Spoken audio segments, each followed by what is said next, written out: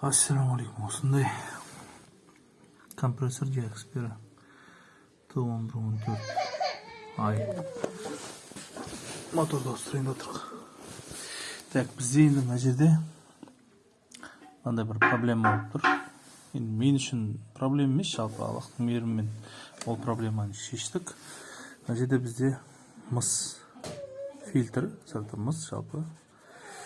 Ал капиллярка деп айтамыз. Мұны турба, ішімен френ жүреді. Алюмин. Жалпы мысқа алюминді пайкілеген ғой, айтқанда. Екеуінің балқу процесі қайнау температурасы. Екі түрлі, сол себепті бұны алюминді мысқа пайкілеу өте қиын. Жалпы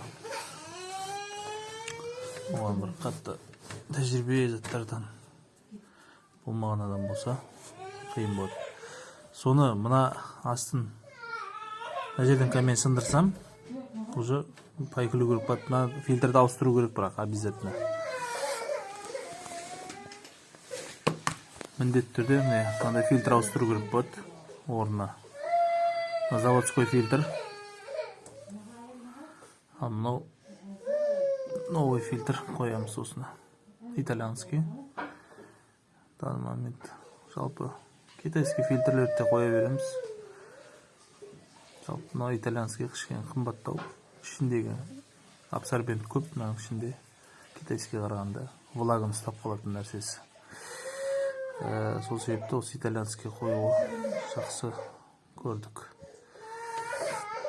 Мынаны сындырмай, мына жерін мына фильтрді жалғау керек өш мына. Осында индезит.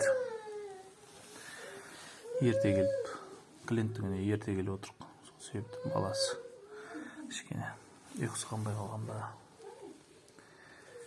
Так, міне осының бұйырса мынасы бар, күлеу керек.